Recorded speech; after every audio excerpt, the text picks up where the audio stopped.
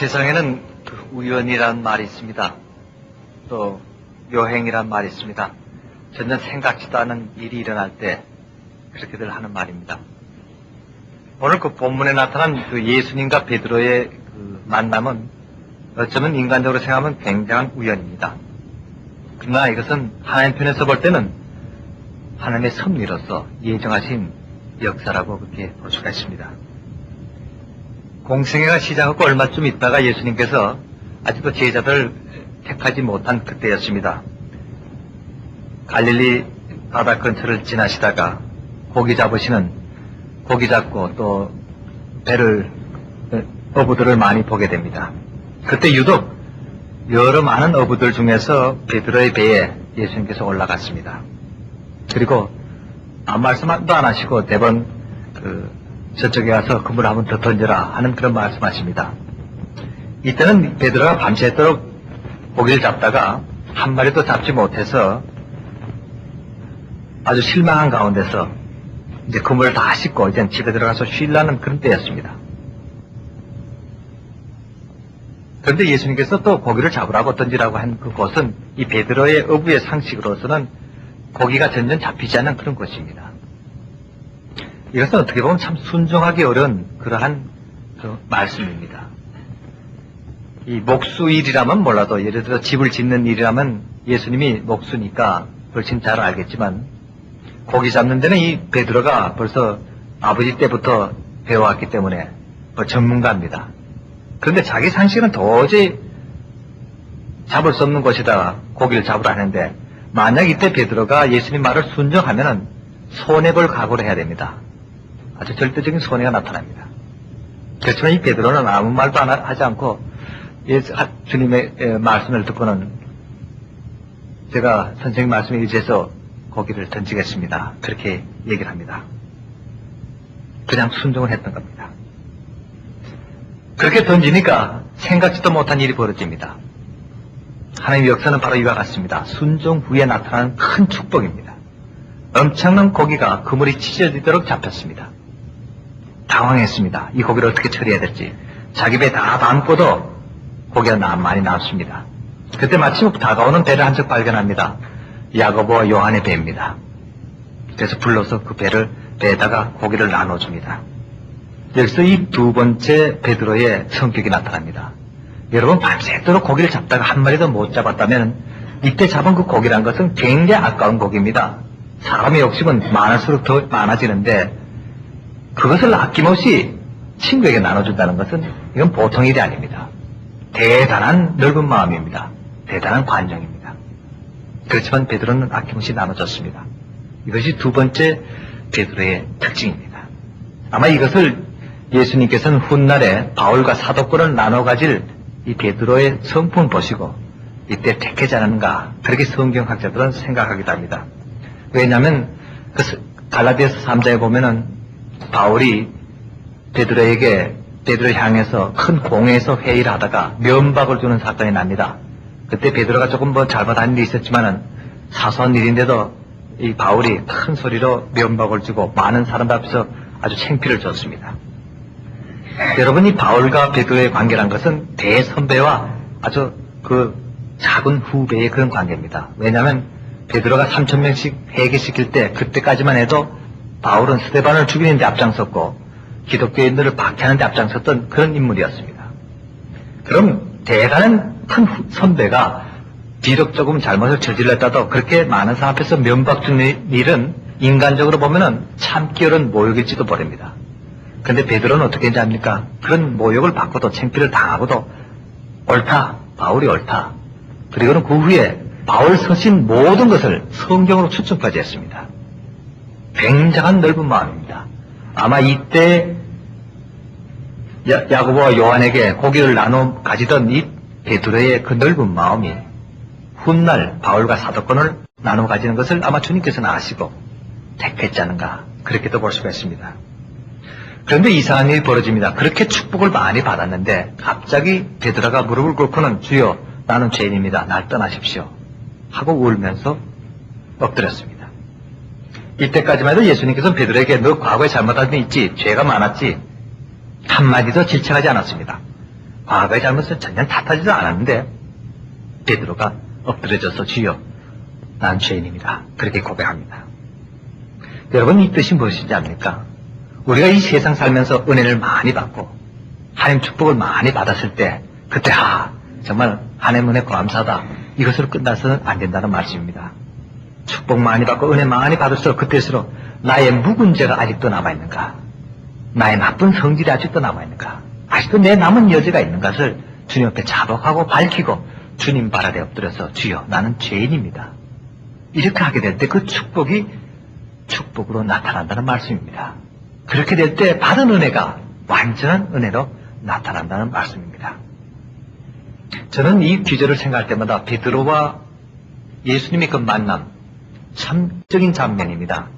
저도 그런 체험이 있습니다. 저도 예수님과 저의 만남이 아마 이 정도는 안 되더라도 극적인 만남이 한 번 있었습니다. 그럼 좀 옛날로 돌아갑니다.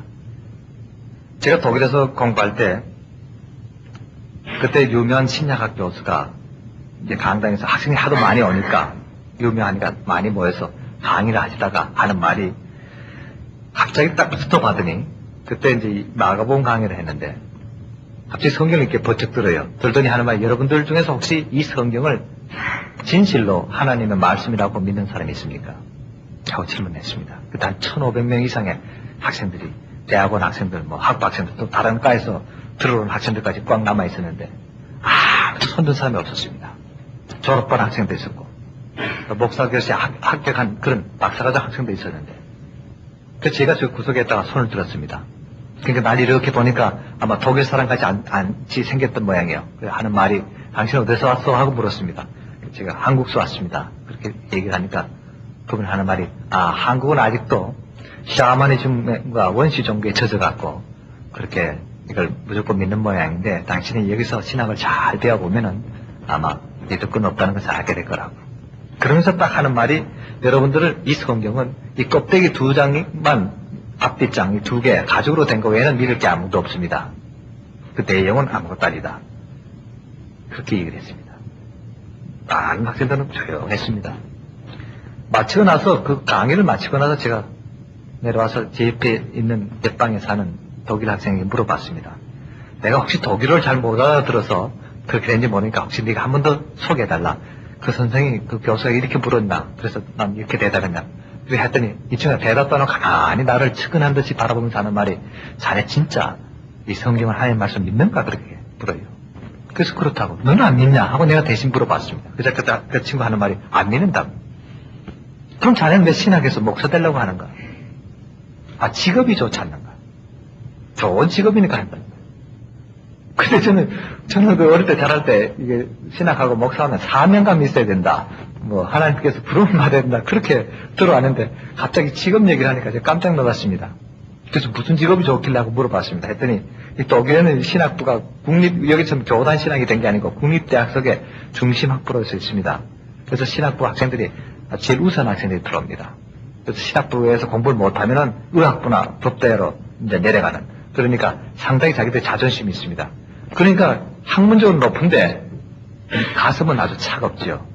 그리고 이제 또 목사님도 또 국가 공무원이니까 아주 고급 공무원이니까 또 상당한 그 지적 수준이 높고 이렇게 되니까 그 아주 제 똑똑한 사람이 오지만은 신앙은 별개로 신앙과 신학은 별개로 그렇게 공부할 때였습니다. 그때 60년대, 70년대 초반이니까 그때 한참에도 이 사회주의 신학이란 거, 이게 항상 그 막수주의적 신학이란 거, 그렇게 하면서 그 교수가 한 번 강연에서 칼 막스야말로 사도 바울의 복음가는 대선교사다. 그렇게 이제 공언할 정도로 그런 이제 그 판도가 날 그때였습니다. 그때 제가 고민이 생겼습니다. 야, 나는 이 신학을 공부한 것은 정말 하나님의 말씀을 바로 배워서 정말 좋은 메시지를 전하고 싶어서 하는 건데 만약 그렇다면 내가 뭘 전해야 되는가? 사람의 생각을 전해야 되겠나 하는 겁니다. 그러다 그 다음 세미나에서 그분과 또 부딪히게 됐습니다. 그러니까 그 사람이 하는 말이 당연히 자꾸 성경을 하나님 말씀 믿고 하나님 존재를 믿는다고 하는데 당신이 그렇다면 증거를 대봐라 이게. 하나님의 존재가 확실한다는 증거를 대라. 하나님의 존재가 실존적이라는 걸 증거를 대라는 겁니다. 그래서 그럼 어떻게 돼야 됩니까? 그러니까 하는 말이 당신이 그렇게 믿는다면 하나님과 한번 대면한 적이 있을 거 아닌가? 하나님 얼굴이 어떻게 생겼더나? 흑인이든가 백인이든가 아니면 당신 같은 황인종인가? 그 다음 당신이 하나님 만났다면 악수라도 한번 했을 거 아닌가? 그렇다면 그 선이 차든가 덥든가? 제가 그 두 질문에 대답을 못했습니다. 아무 말 못했어요. 그거 보라고. 그러니까 당신이 아직 모르면서 괜히 고집으로 믿는다는 거예요. 고집으로. 그리고 제가 그러면 우왕좌왕하다 때 끝마치게 됐습니다. 마치고 나서 이제 한국을 귀국을 했는데 와서 이제 어느 신학교에서 제가 이제 그 특강을 하게 됐습니다. 그때 이제 목사님들도 많이 오고 신학 교수들 다 와서 이제 제 특강을 듣는다고 이제 앉아 있는데 전 전화한대로 열심히 해서 발표를 하고 났더니 갑자기 그 발표가 끝나기 전에 어떤 목사님 손을 들고 질문하면서 그거는 당신은 자유주의가 아니냐 신신학자가 아니냐 하고 공격을 들어왔습니다. 저는 독일에서는 공부할 때는 복음주의자고 보수적이라고 비난받다가 한국에 도착하자마자 거꾸로 자유주의다 신신학이다 그러니까 제가 아무 말을 할 수가 없었습니다. 그래서 마침 그때 그 교수님들이 말려서 이제 제가 뭐 챙평 당하지 않고 얻어맞지는 않고 그냥 물러갔습니다. 그러고 있는데 어떤 분이 어떤 나이 많은 목사님이 한 분 오시더니 저한테 한 말이 참 당신 그 이론이라든가 학문적인 것은 참 훌륭한데 이 하나님에 대한 체험이 없다. 이론적인 거하고 체험은 다르니까 한번 당신 한번 체험을 해보면 어떻겠는가.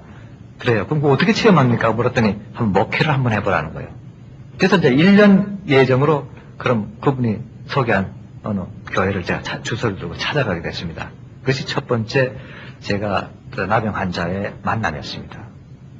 제가 가서 첫 주일날 설교를 하고 단위에 이렇게 올라서니까 제일 앞에 앉은 사람을 보고는 깜짝 놀랐습니다. 제가 마음이 탁 막혀버린 겁니다. 한 몇 분간을 가만히 보고 있었어요. 그분의 얼굴에는 아무것도 없었습니다. 코도 없고 입술도 떨어지고 눈알도 빠졌습니다. 그 얼굴에는 구멍만 5개가 이렇게 뚫린 그런 모습이었습니다. 밑을 내려보니까 손가락도 다 잘라진 팔목만 이렇게 남았고 요렇게하고 앉아있는 그 모습이었습니다. 아무 소리 못하고 있다가 제가 지금도 기억하지 못하는 것은 그때 제가 무슨 설교를 했는지 무슨 본문을 했는지 모를 정도로 당황해서 지났습니다. 마치고 나서 제가 그분들에게 새로 부임한 목사니까 마치고 나갈 때 나랑 같이 악수를 하면서 인사합시다 하고 그렇게 광고를 했습니다. 보니까 아무도 없어요. 그래서 아이고 잘 됐다 다 갔구나 하고 문 턱 여니까 그 문 밖에 바로 줄을 쭉 서 있습니다. 교회들이. 그래서 어떻습니까? 그래서 아이고 안녕하십니까 하고 손을 내미니까 그 제일 앞에 그 앉았던 그 노인이 내가 이거 여기 있는데 이쪽으로 아이고 목사님 고맙습니다 하고 내놔요. 그 뒷사람이 있다가 앞으로 팔을 이렇게 턱이고 했는데 여러분 이 악수를 하려면 손바닥이 있어야 됩니다. 그렇지 않아요? 이 손가락이 있어야 이렇게 잡는데 여기 딱 잘라졌는데 이 팔목만 앞에 딱 나와 있는데 이걸 내가 여길 잡을지 여길 잡을지 몰라서 이렇게 보니까 그 잘라진 그 팔목에 노란 고름덩어리들이 이렇게 동실동실 이렇게 묻혀 있어요. 꼭 잡으면 쥐면 꼭 터질 것 같은데 아이고 모르겠다 하고 그냥 이렇게 쥐었습니다. 그 두 번째 사람을 잡게 되는데 할머니였습니다. 제가 보니까 반이 잘라졌어요. 그러니까 손바닥만 한 반 남았는데 제가 그 손을 이렇게 잡으니까 갑자기 그 할머니가 왼손 자기 손을 딱 올려놓더니 보니까 이게 손가락이 떨어진 그 사이에 또 노랗게 고름이 몇 덩어리가 이렇게 덩실덩실 맺히는 걸 갖다 제 손등을 자꾸 비벼대는 겁니다. 이거 보니까 꼭 터질 것 같아요. 그래서 이거 할머니 왜 이러냐고 빼려고 그러니까 그때 그 할머니 하시는 말씀이 목사님 제가 18살 때 이 병이 들어서 만 60년간 지금 제 나이에 78입니다. 만 60년간 이 병으로 있다가 한 번도 성한 사람 손 못 잡고 갔는데 오늘 목사님 손 잡으라니까 너무 좋아서 제가 그럽니다. 그때 갑자기 제 가슴이 뜨거워지면서 깨달았습니다. 어쩌면 이 손이 우리 예수님 손이 아니겠는가. 우리 예수님께서 우리 더러운 죄 때문에 십자가에 달리시고 그 고쳐받으신 손, 어쩌면 손가락도 부러졌고 어쩌면 거기서 헌데도 났고 상처난 어쩌서 고름도 생긴 그런 비통한 손이었을 거라. 내가 예수님 손 잡는데 내가 이거 뭘 이렇게 겁을 낸가. 그때 갑자기 독일에서 그 교수가 하던 말, 네가 손 잡아봤냐? 하나님 얼굴 봤냐? 그 말이 갑자기 들어서 바로 이것이 해답이구나. 이제야 내가 떳떳하게 우리 주님 손 잡았구나 하는 것을 깨닫게 됐습니다. 제가 10여 년간을 공부하면서 찾지 못했던 하나님을 오히려 그분 통해서 만나게 됐다는 사실입니다. 제가 그분을 보고 물었습니다. 할머니 참 세상이 원망스럽지 않습니까? 또 하나님이 원망스럽지 않습니까? 어째서 똑같은 사람 태어나서 어떤 사람은 아무 병 없이 살다가 시집가서 또 손주고식 볼 나이에 어떻게 할머니는 평생 이 고생하면서 소외되고 사는데 하나님 너무 원망스럽지 않냐 그래 물었습니다. 그때 그분이 뭐라고 그러지 않습니까? 목사님, 나는 이 문둥병 걸린 게 얼마나 감사한지 모릅니다. 이 병 걸렸기에 예수 믿고 천국 가지 않습니까? 사랑하는 여러분, 이적이란 게 뭔지 압니까? 어떤 분은 뭐 위암이 됐다, 무슨 병이 들렸다가 기도하고 나니까 이적 체험했다 합니다만은 그보다 더 큰 이적. 이적 중에 최고의 이적은 병들지 않고 이 자리에 나와 있는 겁니다. 병들지 않고 기도하는 겁니다. 병들지 않고 예수 믿고 예배 드리는 겁니다. 여러분, 그것을 아셔야 됩니다. 우리 건강한 사람은요, 다들 축복 다 받았다는 사실입니다. 한 번은 어떤 할머니가 그 마을에서 밭을 이렇게 갈다가 7번째 손가락이 떨어졌어요. 자기도 모르게 툭 떨어진 겁니다. 그거 들고는 목사님 하고 불러요. 뭐 난리가 나는데 제가 왜 그러냐 했더니 제가 7번째 손가락 떨어졌습니다. 그래서 어떡하라고 제가 그러니까 하는 말이 그래도 얼마나 감사합니까? 아직 3개가 남았습니다. 이 3개 갖고 제가 또 청소도 하고 목사님 밥할 때도 제가 쓸만 있습니다. 여러분 10손가락 중에 7개가 썩어지고 3손가락만 남아있는데 그렇게 감사하다고 기뻐하는데 여러분 10손가락 가지고 산 거 감사해 봤습니까? 여러분 발가락 10개 다 갖춘 거 감사해 봤습니까? 여러분 발가락 하나만 떨어져 있어도요 걷지 못합니다. 균형이 안 잡혀서 그냥 쓰러집니다. 감사할 일이 얼마나 많은가 하는 겁니다. 그래서 이 할머니가 그런 얘기를 합니다. 자기가 그 병이 딱 드니까 온 집안 식구가 난리가 났더래요. 자기를 아예 골방에 가둬놓고는 나오질 못하게 하더랍니다. 6남매였는데 다들 제일 큰 누나가 그 병에 걸리니까 다 어디 가서 죽었으면 하는 눈치더랍니다. 여러분 참 이상하지 않아요? 다른 병 걸리면은 다 온 집안 식구가 뭐 기도하고 난리하면서 병원에 입원시키고 보살펴주는데 왜 그 병만 걸리면 왜 나 몰라 하는 거예요? 그냥 다 어디 없어졌으면 하는 겁니다. 한 번은 자기가 새벽에 눈을 떠서 보는데 아버지가 나오더니 자기 아버지가 나오더니 숫돌에서 낫을 갈더랍니다. 갑자기 마음에 생각나기를 아버지가 오늘 밤 날 죽이려는구나 하는 생각이 들더래요. 그래서 가만히 보고 있으니까 숫돌을 한 몇십 분을 갈더니 그 날카로운 낫을 놓고 자기 방한테 오더랍니다. 그래서 한참 서 있더니 또 나가고 또 한 번 들어왔다가 또 나가고 그러더랍니다. 그러더니 이제 자기 방에 못 들어오고 있다가 그 다음날 밤중에 또 들어왔더랍니다. 오더니 하는 말이 사실은 내가 널 죽이고 싶지만은 야 참마 애비로서 그럴 수 없고 우리 집안을 위해서 네가 나가서 죽어달라고 그러더랍니다. 너 하나만 죽으면 우리 네 동생도 시집 장가 가는데 지장이 없다고. 아마 옛날에는 막 그런 병이 있다면 큰일 났던 모양이에요. 그러니까 이 딸이 그 말 들으니까 그래야 되겠다고 제가 나가서 죽겠습니다. 여기 뒤에 못이 있으니까 그 못에 빠져 죽겠습니다 하고 나왔습니다.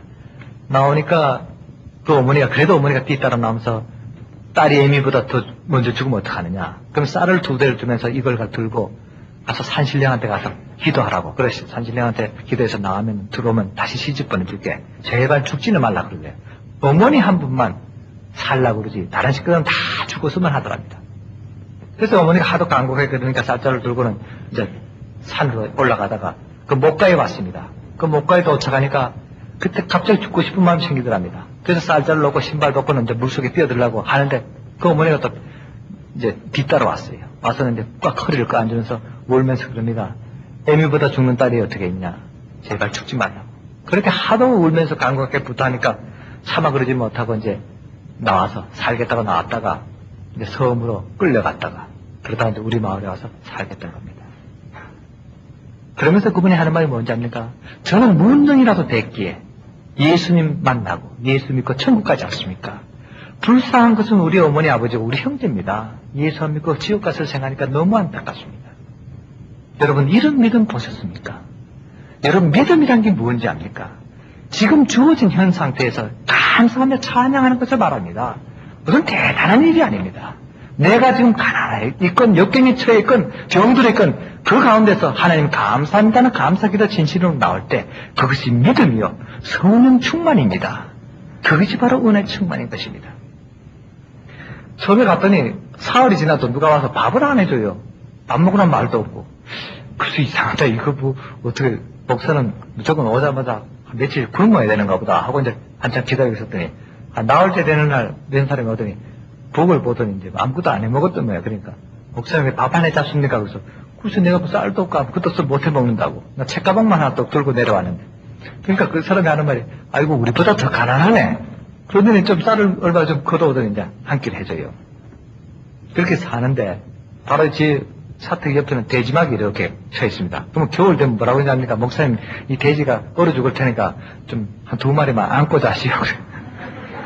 그럼 돼지를 안고 자면 돼지가 오줌 싸죠, 똥 싸죠, 딱 파해놓으니까, 이게 참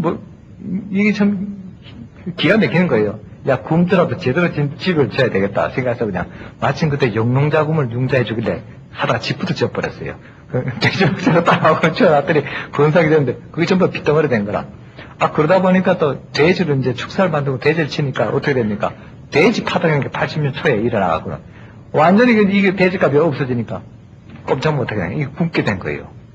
그래서 주는 대로 먹어야지 생각하고 있으니까 그때 헌금도 한 주일에 한 500~600원 밖에 안 나오니까 그 전기담아 깨지면 그거 하나 사니까 없어져요. 그러니까 성미라고 걷어오면은 딱 걷어보니까 받아놓으니까 가만 보니까 전혀 끼니를 못 먹는 사람이 있어요. 목사가 지금 그걸 알고 나 혼자 밥을 먹을 수 없으니까 서로 같이 줬습니다. 이거 해먹으라고. 그때 제가 깨달았어요. 이 교회 공동체에서는 제일 가난한 사람은 목사가 돼야 되는구나. 2끼 먹는 사람이 있다면 목사가 1끼 먹어야 족하고, 아니 1끼 먹는 사람이 있다면 목사는 굶어 죽어야 되겠다. 어쩌면 내가 굶어 죽으면 하나님께서 배불리 먹여주지 않겠나. 그때 그렇게 생각했습니다. 그러고 있는 차인데, 한 번은 한 1년쯤 지나는데, 그때 무슨 날이 됐는데, 그때 부활절인가 무슨 해서 성미가 굉장히 많이 거쳤어요. 그래서 이제 보니까 다들 이제 끼니는 있어요. 그래서 이거 됐다. 내일은 한 번, 3끼를 내가 한번 해 먹어야 되겠다. 딱 한 번만 3끼 해 먹어야 되겠다. 생각해서 새벽기도 맞춰놔서 이제 쌀을 풀어갖고 이제 이렇게 한없이 이렇게 대고 있는데, 갑자기 웬 사람이 찾아왔어요. 그래서 문을 여니까 그걸 모르는 남자가 이렇게 서 있습니다. 누구시냐고 어떻게 왔냐 했더니 그분 하는 말이 여기서 한 30m 떨어진 다른 면에 사는 교회 목사님이에요. 그래서 어떻게 오셨냐 했더니 사실은 목사님 제가 좀 미안한 부탁드려 왔다 그래요. 그래서 무슨 부탁이냐 하시라고 했더니 쌀 좀 얻을까 해서 왔습니다. 그래서 그때 제가 깨달았어요. 하나님께서 갑자기 왜 쌀을 몇 대씩 이렇게 주나 했더니 그건 날 먹으라는 게 아니고 이거 여기 누구 줄 사람이 있으니까 잠깐 맡아보라는 거라 생각해서 그래서 들어와서 이유나 물어보고 뺏겨야 되겠다 싶어서, 왜 그럽니까? 물었더니 하는 말이, 그때 그분이 애가 셋이에요. 딸만 셋인데, 그리고 사모님하고 5씩을 사는데, 그 마을에서 80년 초인데, 한 달에 사례를 2만원씩 이제 받기라고 왔답니다. 와서 이제 1년 됐는데, 그래서 내 속으로 생각하면, 야, 많이 받네. 근데 뭐하러 어디로 왔나 했더니 하는 말이, 근데 거기서 한 석 달째, 교회에서 나오질 못하고, 솔직히 그 사모님이 하루에 일당 2,500원씩 그때 받고 반일을 했었습니다. 그러다가 허리를 다쳐갖고는 며칠 못 나가니까 사실은 제가 혼자라면 굶겠는데 조그만 애들이 절막절막 셋이 있어서 그래서 자꾸 배고프다고 그래서 오늘 내가 새벽기도 마치고 나서 기도하면서 그냥 무작정 걷다가 제일 먼저 만나는 교회 찾아 들어가서 목사님들 쌀 꺼내오겠다고 기도하고 왔다는 거예요. 그 응답받고 온 사람은 쌀을 안 줄 수가 없는 거죠.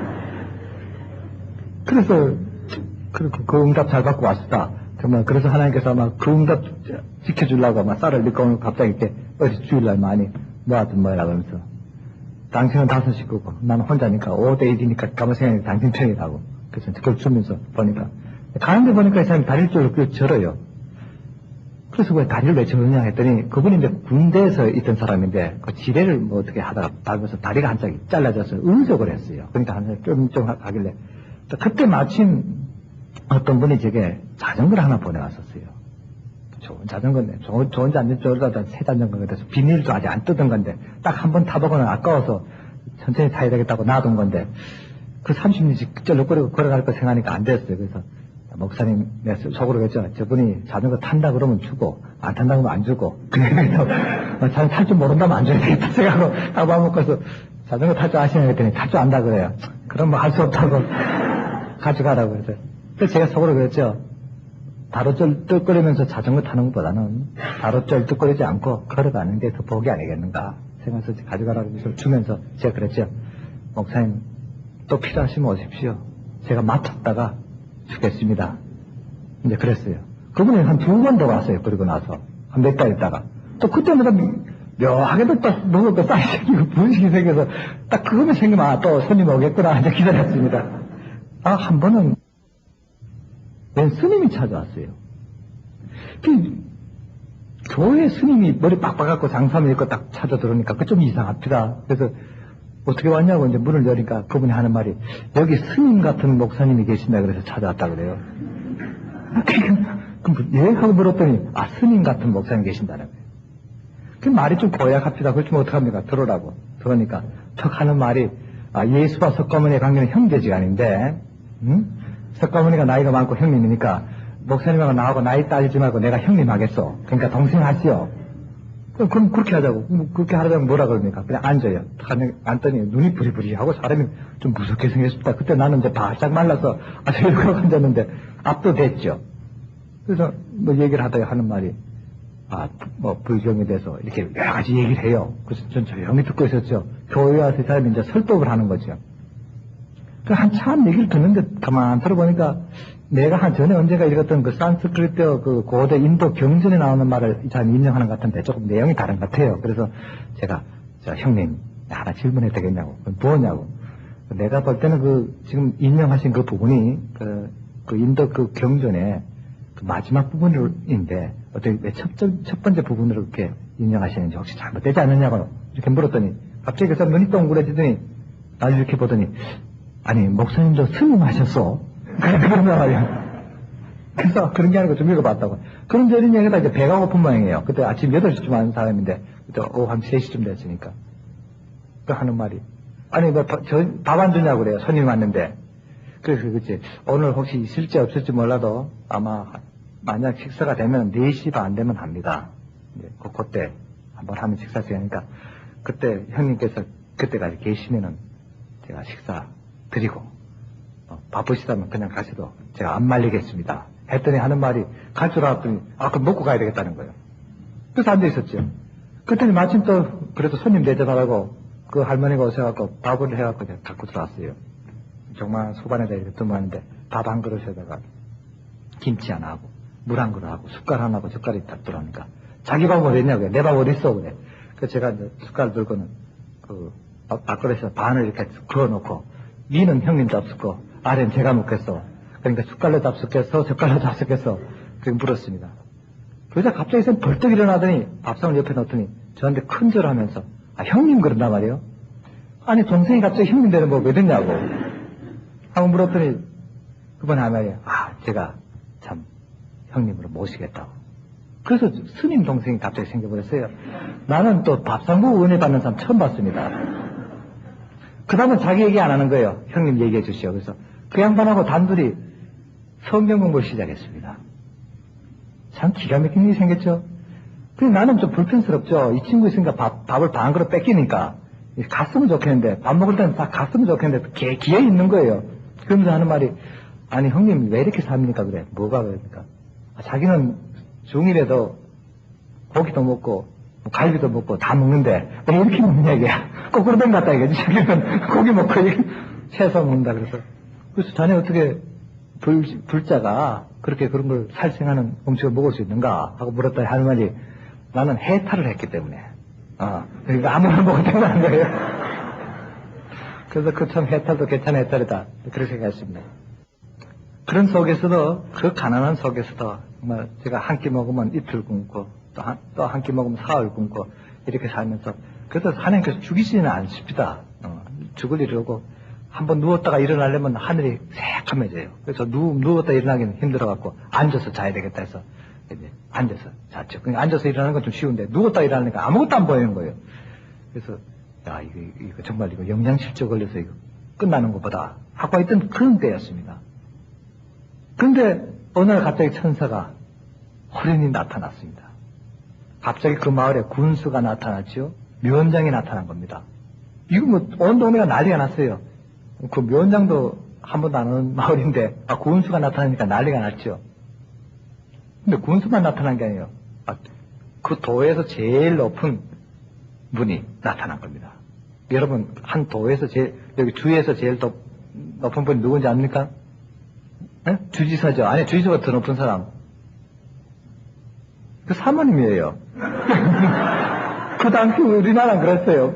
80년 초에 전 대통령 그 시절에는 그런 말 합니다. 나도 그때 들었는데, 서울대학보다 육사가 더 낫고, 육사보다는 대통령이 더 낫고, 대통령은 영부인이다. 그런 말 들어봤어요?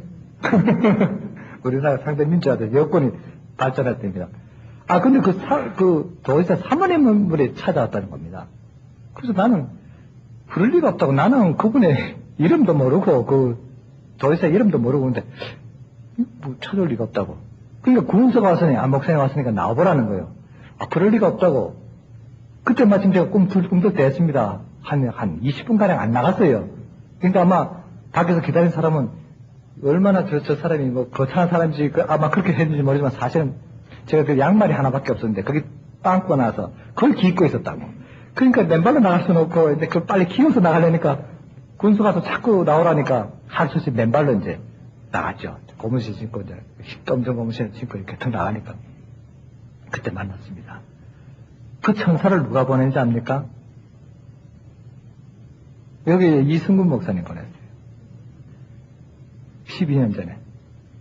난 지금 그래서 지금 이거 12년 만에 처음 만났죠. 사실은. 난 미국에 오신지도 몰랐는데 제가 미국 와서 어떤 분이 들었길래 제가 늘 마음으로 빚진 생각을 했습니다. 그때 정말 영양실적에서 그럴 때인데 그분을 만나서 그분이 그 다음에 저를 자기 공간으로 초대했습니다.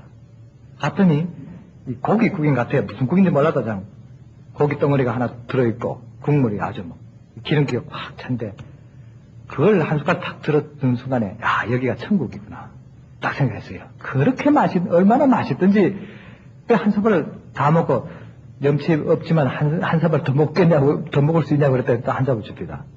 그때 어떻게 그렇게 맛있든지 그 두 사발 딱 먹고 나는데 그 다음에 입이 딱 막혀요. 그때서 생각난 거예요. 우리 식구도 생각난 거예요. 이건 나도 별 수 없구나. 배고프니까 그냥 식구 생각 없이 혼자 먹었다가 해서 이거 나 못 먹겠다고. 그랬더니 그걸 그 사모님이 아시고 하는 말이 목사님 내가 그럴 줄 알고 떡을 지금 2마리 해놨습니다. 갈 때 가져가라고. 그래서 이제 제가 왔지요. 원래 오니까 내가 처음으로 그때 몇 년 만에 처음으로 외출하니까 이 사람들이 어떻게 기다리지 않습니까? 몇 시간을 기다린 거야 교회 앞에서 갖고 올까 싶어서 버스를 대절해 와서 전남 도원의 뒤부인들은 다 대동하고 왔죠. 그리고 와서는 그때 오자마자 우리 교회 찾아왔으면 인사하기 전에 통성명 하기 전입니다. 왜 왔느냐 어떻게 왔느냐 그것도 묻지 않고 우리 가서 예배부터 드립시다. 다 이제 교회당 들었죠. 그러니까 우리 마을 사람들은 겁나서 이제 안 들어가려고 그래요. 그래서 들어라 괜찮다고 다 들어와서 이제 전도 집회를 한 겁니다. 내가 찾아가도 전도해야 될 터인데 제 발로 다 들어왔으니까 놓고 그냥 예배를 한 2시간가량 봤습니다. 보고 나서 이제 제 방에 들어왔어요. 방이 요만한 방에 한 3사람 이제 꽉 찹니다. 그래서 다는 못 오고 대표만 오시라고 와서 이제 제가 대접할 거고 냉수 한 잔씩만 드리겠다고 이제 쭉 하고 이제 그렇게 하고 이제 그분이 이제 갔습니다. 근데 며칠 후에 연락이 왔어요. 초대하고 싶다는 거예요. 자기 공간으로. 그래서 제가 그랬죠. 목사는 밥 먹으러 가지는 못하고 말씀 전하러밖에 외출 못합니다. 그랬더니 그럼 여기 와서 예배 드리면 될 거 아니냐고 그래요. 그러면 가지요. 했더니 아마 그 공간생이 처음으로 거기서 성경 공부를 시작한 겁니다. 처음 예배를 드렸습니다. 그 안에서. 그래서 하는 말이 큰 회의실인데 그때 전에 올 때보다 더 많이 왔어요. 한 70명 가량이 또 부인들이 모였습니다. 그런데 자리를 앉으라고 하면서 거기에 전두환 대통령이 와서 앉던 자리라고 그래요. 그러니까 여기 앉아서 말씀 전하라고 그래요. 그래서 거기서 성경을 첫 이제 예배를 드렸죠. 했더니 마치고 나니까 여기저기 사람들 할 말이 거기 불교 믿는 사람이 더 많았습니다. 기독교는 몇 명 없었어요. 근데 하는 말이 목사님 말씀 들으니까 부처님 말씀만큼 아주 재미있으니까 우리 이런 거 자주 모입시다 그래요. 그래서 나는 그렇게 못한다고 거기서 나오기도 힘들고 그래서 안 된다고 했더니 그러지 말고 이제 2주일에 한 번까지 내려갔다가 그럼 한 달에 한 번씩이라도 해야 되겠다고 그렇게 된 겁니다. 그러다가 제가 떠날 때까지 도의적 공간에서 성경공부를 시작하게 됩니다. 놀라운 역사 그때 시작된 거죠. 그때 이제 처음 이렇게 했지만 그러나 그 사람들이 뭐 당장 어떻게 도와줄 수 없었죠. 우리는 우리대로 이제 뭐 조금씩 이렇게 뭐 왔지만은 그러고 있는 판인데 마침 그때 바로 그 지사 3 만명이 바로 전이네요. 그때 독일에서 제 지도했던 그 교수님이 편지가 왔어요. 긴 편지가 왔길래 뜯어보니까 하는 말이 자기가 2년 후에는 은퇴를 하게 된답니다. 그래서 자기 후임자를 자기가 이렇게 생각해보니까 제자 중에서 자네가 제일 적기를 같아서 추천했는데 이제 그 허락이 났으니까 이 금년 말까지 오면 되겠다. 그래서 편지가 이렇게 온 겁니다. 그래서 가만히 그걸 보니까 야, 이 자리 가면은 하루 밥은 3끼 먹겠다 하는 생각도 들고 또 이게 자꾸 저울질하게 됐어요. 그러다가 배달 이제 해달 못하고 한 2달 좀 더 지났으니까 나중에 그때 또 편지가 왔어요. 아무래도 한 1년 일찍 와야 되겠다. 2년까지 배워서 일찍 오니까 그때 와서 자기 인수인계도 하고 나한테 뭐 좀 덜어 인계 맡을 거 있으니까 그렇게 왔으면 좋겠다고 빨리 오라는 편지가 2번째 왔습니다. 그때 제가 해답을 안 쓸 수가 없어서 해답을 썼습니다.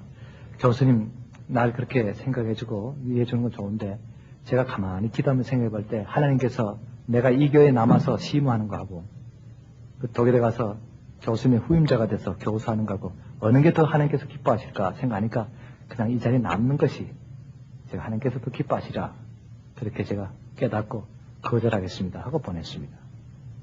그랬더니 이분이 그 다음에 봄 신학기 시작할 때 마침 일본에서 무슨 모임이 있다가 왔다가 저한테 찾아왔어요.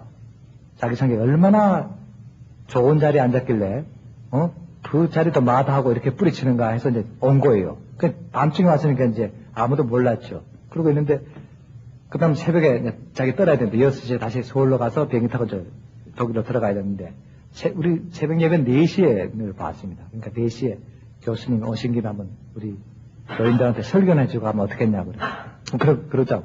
그래서 이제 새벽 4시에 딱 나와서 저는 이제 통역하려고 섰고 딱 섰는데 바로 내가 처음 몇 년 전에 봤던 그 할아버지가 또 앞에 딱 이렇게 앉아있는 겁니다. 이 교수가 나는 이제 그때는 뭐 다 이렇게 뭐 다른 자연스럽게 됐으니까 별로 안 놀랐는데 이 사람 딱 서서 이렇게 보다가는 가만히 한 10분간 가만히 있어요. 말도 안 하고 이렇게 보고는 눈만 꺼벅꺼벅하고 그래서 쿡쿡 치면서 왜 이러시냐고 시작하라 했더니 그러면 가만히 보고 있다가 자기도 정신없이 무슨 몇 말 하고는 끝났어요. 근데 새벽 예배 마치고 이제 제가 돌아설렸는데 갑자기 제 허리를 꽉 끌어안으면서 눈물이 걸성걸성해서 저한테 이렇게 말합니다. 당신은 내 제자지만 난 당신을 존경합니다. 여러분 이 이상 영광이 어디 있습니까? 대학 교수가 할 필요 없지 않습니까? 날 지도한 교수가 날 존경한다 뭐 그 이상 큰 그거 없지 않습니까? 그럼 그 사람이 정말 떠나갔습니다. 소문이 어떻게 났냐니까 이 양반에 가서 소문 어떻게 들었나마 저 김효석은 매일 하나님 손잡고 목회하더라. 이렇게 된 거예요. 그러고 있는데 한 달쯤 지났는데 한 친구한테서 편지가 왔습니다. 저 동기생이었습니다. 같이 친하고 공부한 친구인데 공부를 아주 잘했던 친구입니다. 근데 이 친구가 목사가 돼서 목회를 가는데 5,000명 모든 교회인데 한 1년 반이 지났더니 한 300명밖에 교인이 남지 않았어요. 그래서 왜 그러는가 했더니 나중에서 물었더니 설교를 하는데 나는 이 성경을 믿지 않지만 여러분 알아서 들으시오. 이렇게 설교했단 말이야. 그러니까 알아서 안 나오게 된 거죠.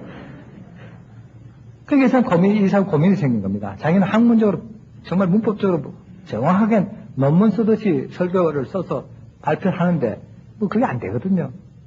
그래서 자기가 고민하다가 내가 이럴 것이 고전어 교수나 하던가 목사님 관둬야 되겠다고 한 찰나인데 보니까 자기 동창이 한국에서 매일 하나님 손잡고 목회한다 그러니까 나한테 편지한 거예요. 내가 들으니까 자네 매일 하나님 손잡고 목회한다는데 나도 만약 가서 하나님 손 한 번만 잡을 수 있던가 하나님 얼굴만 한번 볼 수 있다면 내가 절대적으로 성경 말씀 믿는 설교를 좀 할 테니까 나를 자네 부목사로 한번 청빙할 수 있겠는가. 갑자기 부목사가 하나 생겨야 됐습니다. 그래서 제가 답장 썼죠. 야, 그 대우는 담임 목사나 부목사 똑같이 해주겠다. 이게 절대, 내가 먹는 만큼 너도 먹고, 딱 그러니까, 거기에는 서로 우리 이익 알지 말자.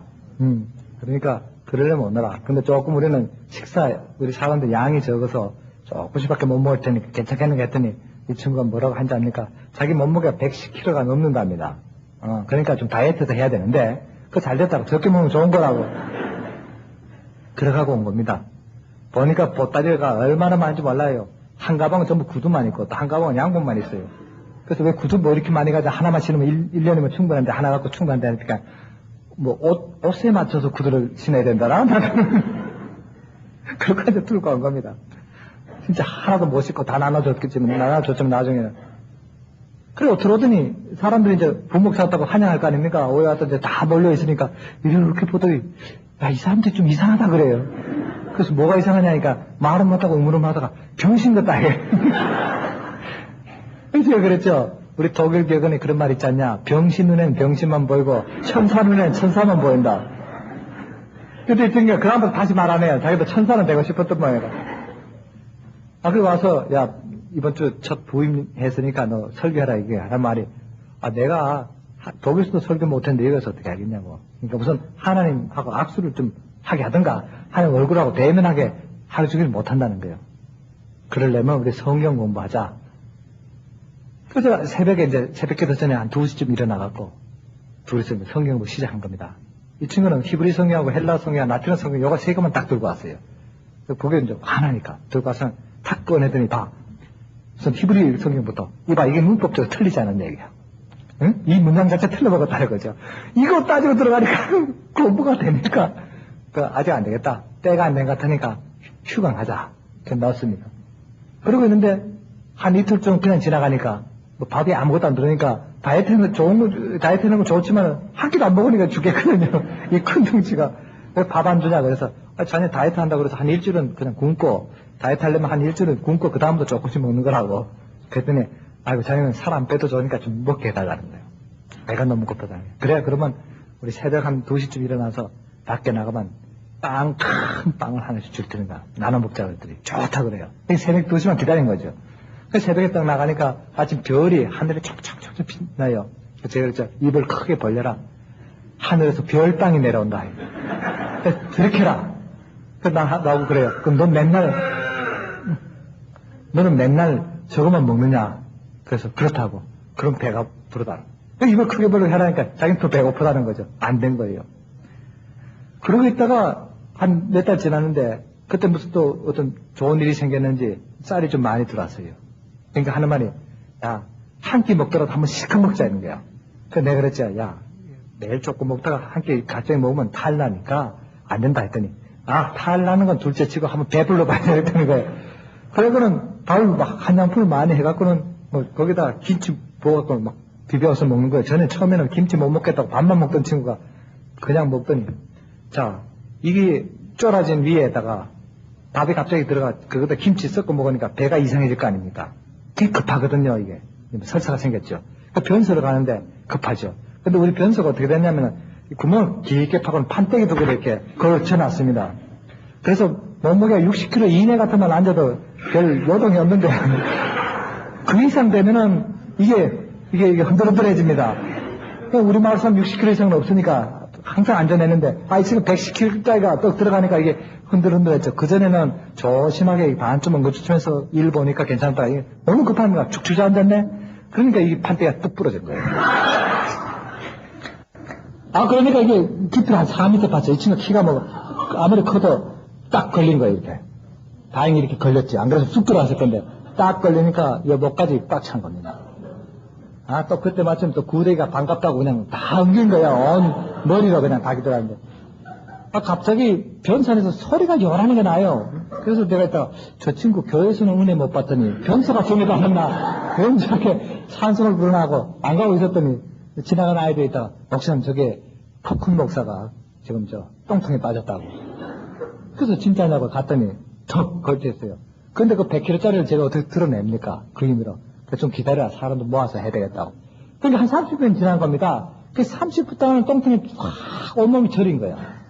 그래서 끌어내갖고 이제 샘물 퍼서 닦아내니까 겉보다 다 벗고 닦아내는데 이 서양 사람들은 보니까 또 몸에 털이 이렇게 많은데 거기에 노란 그 액체들이 딱딱 붙어나니까 그게 안 떨어져요. 이게 아무리 빨래통으로 하니까 찬물로 그냥. 그러니까 냄새는 그대로 나는 거죠. 그래서, 야, 안 되겠다. 그랬더니, 자기가 좋은 수가 있다. 이 냄새를 없앨 좋은 수가 있다는 거죠. 들어가더니 향수를 가져왔어요. 그럼 막 뿌려대는데, 여러분, 그 냄새에다 향수 뿌리니까 그거 안 되겠습니다. 그 다음날 새벽까지 가는 거예요. 그 다음날 며칠을 가는데, 새벽 예배 때 이 친구 나가니까, 우리 그 교인들 다 도망가는 거예요. 냄새 난다고. 그래서, 자, 봐라. 이 교회 안에서 병신이 누구냐 말이야. 제일 더러운 냄새는 네가 피우지 않느냐, 이게야. 응?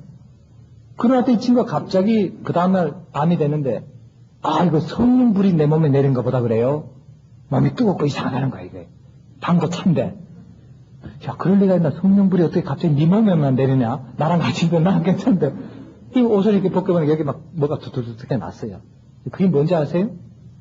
똥똑이라 그런 거야. 아, 그러면 이 사람은 막 자기는 성령불인 줄 알고 있다가, 아, 그건 아닌 것 같다고. 그랬더니, 이게 몸이 좀 괴로우니까 갑자기 머리를 대면서 안수기를 해달라는 거예요. 그래서 제가 이제 거기서 마을에서 애들이 아프고 그러면 사람들이 아프면은 뭐 약도 없고 아무것도 없으니까 사탕을 하나 입에 넣어주고는 기도합니다. 그러면 열도 내리고 이제 그랬어요. 그래서 야, 기도하면 다 된다고 이제 그랬더니 이 친구가 뭐라 그랬냐는데 그동안 야, 그건 미신적인 짓 하지 말라고. 응? 병이 났으면 약을 먹여야지 사탕 먹여서 되느냐. 그리고 또 병원에 데려가지 그러면 되겠냐. 맨날 비방한 친구들 자기가 급하니까 뭐 이렇게 들고는 이제 기도해달라는 거야. 그래서 내가 그랬지. 이 사람아, 병 낫는 거는 자기 믿음은 낫는 거야. 예수님께서도 자기가 고쳤다 안 했다고. 내 믿음이 너를 구했으니. 그렇지 않습니까? 그러니까 네 믿음 없어 안 된다 그러니까 야, 다음에 믿으면 안 되나? 앞으로 믿으면 되니까 해달라는 거예요. 그래서 안 되겠다고. 그래서 아주 고생했어요. 그렇게 빠지고 났더니 이 친구가 사람이 달라졌어요, 좀. 그래서 확실치 않아요. 야, 그래, 믿어야 되겠네. 하나님 말씀 믿어야 되겠다고 하면서도 딱 걸리는 게 있는 게 성령입니다. 성령은 없다는 거예요. 하나님, 오케이. 예수 그리스도 좋은데 성령은 좀 곤란하다 이거죠. 그래? 그러면 할 수 없지 뭐 있느냐고. 그리고 얼마 지나는데 제가 이제 그 월출산에 이제 산책을 이 사람하고 갔습니다. 몇 시간 거기서 걸어가면 되니까. 그래서 그날도 이제 같이 가는데 마침 이웃마을에서 청년이 오토바이를 타고 왔어요. 그러니까 이 친구가 깨가 난 거죠. 내가 저거 타고 먼저 가 있을 때는 네 오너라 그래요. 그래서 제가 그랬죠. 야, 우리나라 민요에 병든님 버리고 가면은 10년 돈 못 가서 밟힌다니까 그냥 나랑 같이 가자 했더니 괜찮다는 거예요. 안전하니까 가겠다는 거. 그래서 타고 갔어요. 그러다가 제가 2시간쯤 후에 도착했더니 오토바이가 그 다리 내가가 있는데 다리 옆에 넘어져 있고 운전하는 사람은 여기 쓰러져 갖고 저 이마에 뭐 찢어져 갖고 이렇게 벅벅 일어나고 있는데 이 사람 보이지 않아요. 야, 이거 큰일 났구나. 이거 어디 이거 뭐가지 부러져서 죽었나 보다. 그래서 막 다음을 이름 불러서 찾으니까 다행히 물 속에 떨어졌어요. 거기에서. 그러니까 마치 물이 있으니까 이제 아무것도 안 다치고 엄난 배려하고 자기도 미안한 듯이 일어나요. 괜찮냐, 괜찮대. 뭐가지 안 부러졌냐, 괜찮대. 다리 안 부러졌냐, 괜찮대. 그럼 됐다. 이러더라고. 돌아왔습니다. 근데 그것이 몇 미터 높이에서 뚝 떨어졌으니까 이게 굉장히 타박성 입은 거예요. 그날은 괜찮대. 밤에 자는데 이게 얼마나 아픕니까? 온몸이 그냥 뚝 떨어졌으니까. 야, 내 진짜 믿을 테니까 기도해달라는 거예요. 죽겠다고. 그게 뭐 표시 없이 아프거든요, 이게. 얻어맞은 것처럼, 시큰 얻어맞은 거예요. 그래서 제가 그랬죠. 야, 믿음 없이는 안 된다. 그러니까, 근데 우리 마을에 마침 타박상에 먹는 좋은 약이 있는데, 그 민성약이 하나 있는데, 그거 먹으려면 먹어라. 근데 좀 냄새가 좀 고약하다. 여러분, 그게 뭔지 압니까? 똥물레. 아시네. 우리 이제 변소를 만들 때, 구덩이를 깊이 파고는, 거기다 항아리를, 이만큰 항아리를 해서 거기다 위에다 삼배로 덮습니다. 그래서 그걸 꽁꽁 빼서 이제 열리지 않게 이렇게 하고, 그 밑에 돌을 하나 달아갖고 나이롱 줄을 하나 달아갖고 이제 나중에 끌어내야 되니까. 그래갖고는 변소 깊숙 이렇게 내려놓습니다. 그러면 몇 년 동안 이제 그 배설물이 다 쌓이면은 덩어리를 안 들어가고, 그 노란 액기스만 거기다 싹 이렇게 빠져 들어갑니다. 그래서 거기 가다가 찰떡 좀 끌어내서는 이제 사이다 병에다 담아요. 나눠 담아갖고 그걸 이제 집주마다 이렇게 매달아 놓고 해서 급할 때 쓰는데, 그걸 누가 2병을 가져왔어요. 그래서 이거라 주니까 당뇨 땄더니 한 병 푹 마세요. 다 먹더니 이 친구가 또 이게 장이 긴지 한 병 더 먹어야 되겠다는 거야. 그러니까 2병을 이제 딱 먹고 나니까 그게 얼마나 독합니까? 근데 이 사람 쓰러졌어요. 그냥 걸어떠져 자는 거예요. 몇 시간 자면서 땀을 똘똘 자더니 일어나더니 깨끗하다는 거예요. 안 아프대. 그래서, 야, 됐다, 괜찮다. 냄새 고약합니다. 입만 뿌리면 냄새가 나요, 그 친구. 나중에 이 친구 독일 돌아가서 자기 교회에서 목회하는데 어느 대학생 하나가 오토바이 타가다 넘어졌답니다. 근데 일주일 동안 병원에 입원했는데 아무리 주사를 놔도 안 낫더래요. 그래서 나한테 편적으로 그 약 좀 보내줄 수 있겠냐고.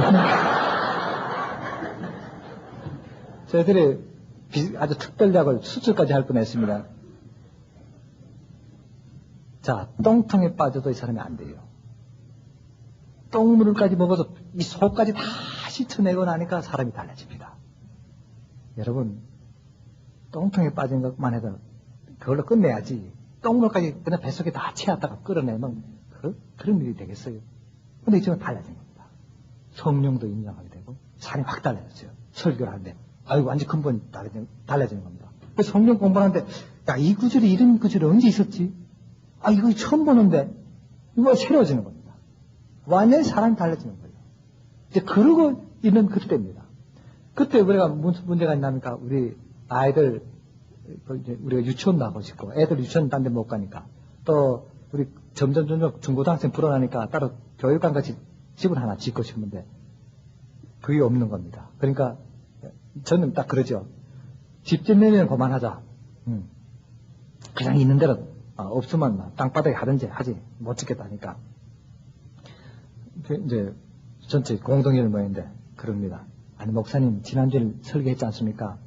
모세가 기도하니까 하늘에서 만나가 내리고 메추리 고기가 내려왔는데 우리는 하나님 보고 기도할 때 그 만나나 메추리 고기 말고 세멘트하고 벽돌 철근 좀 내려달라 그러면 지지면 안 되겠습니까? 그래 기도하면 되겠다. 그럼 기도해라 했더니 나 철학이다 합니다. 하나님 철근 내려주시오. 벽돌 내려주시오 하고는 새벽 낮에 하늘 쳐다보면 갑니다. 이제 한 달 전에는 안 오거든요. 그런 날 어느 날 한 할머니가 저를 찾아왔습니다. 어느 손수건에서 뭘 꽁찌꽁찌 묶어서 이제 가져왔는데 뭐냐고 뜯어보니까 돈이 38,000원 들었어요. 아이고 이 큰 돈이 웬일이야 했더니 사실은 제가 죽을 때 쓸 관값입니다. 그 사람들은 이제 죽을 때 관에다 묻혀 죽는 걸 아주 참 괜찮은 걸 압니다. 그래서 꼭 그 관값을 일생 동안 모아둬요. 그걸 뒀다가 이제 죽을 때 유언하면서 이걸 관 하나 사서 넣어주시오. 이렇게 되거든. 그걸 모아놓은 거예요. 지금 몇 년 더 모아야 되겠지만. 이걸로 우리 짓는데 보태습시다 하고 내놓은 거예요. 제가 그랬죠. 그러면 할머니 죽을 때 그럼 관은 누가 해주고 했더니 제가 그걸 몰랐습니다. 죽으면 예수님께서 다 책임져 주는데 이게 내가 무슨 관이 필요하겠나. 이제 깨달았습니다. 내가 참 믿음이 없는 사람입니다. 아니, 관값이 딱 들어오니까 이제 공사를 시작해야 되겠습니다. 그래서 대충 설계하고 기초공사부터 하자. 제가 이제 건축 감독으로 들어간 거죠. 땅을 팔아. 해서 땅을 막 이렇게 파놨습니다. 바로 그런 찰나에 도지사께서 오셨어요. 지사님 또 아주 예고없이 들여다치 갑니다. 그래서 보니까 구덩이를 파놓고 집 짓듯이 해놓은 거예요. 그냥 물어요. 아니, 목사님 뭐 하려고 그럽니까? 그래서, 사실 여기다 교육관 지으려고 그럽니다. 집을 하는 거야. 애들 유치원도 하고 지으려고 그럽니다. 그럼 건축 자리는 어디 있습니까? 그래서, 아직 없지만 지금 하늘에서 내려오나 지금 이렇게 보고 있다고. 그분이 안 믿는 분이었어요. 그런데 갔습니다. 갔는데, 그 다음날 사모님한테 연락이 왔어요. 목사님, 어제 저희 지사님 가서 무슨 안 좋은 일이 있었습니까? 그래요. 아니, 모르겠네요. 그랬더니, 거기 갔다 오더니 잠을 잘 못 자더라는 거예요. 글쎄요. 그럼 거기 지금 뭐 하려고 합니까? 그래서, 집 지으려고 합니다. 그래서, 그럼 돈 있습니까? 아니, 돈 없고 지금 하늘에서 지금 철근하고 벽돌 내려오라고 지금 기도 중이다. 그랬더니, 그때서 웃어요. 그러고 이제 며칠 지났는데, 세상 이런 일이 있습니까? 갑자기 그 지사님하고, 비서실장하고, 군수하고, 또 무슨 총무국장하고, 4사람이 찾아왔어요.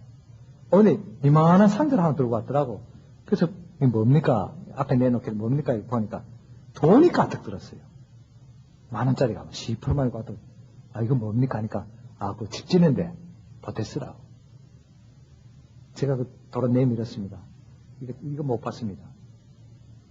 교회는 우리 믿는 성도들의 기도와 땀으로 건축하는 겁니다.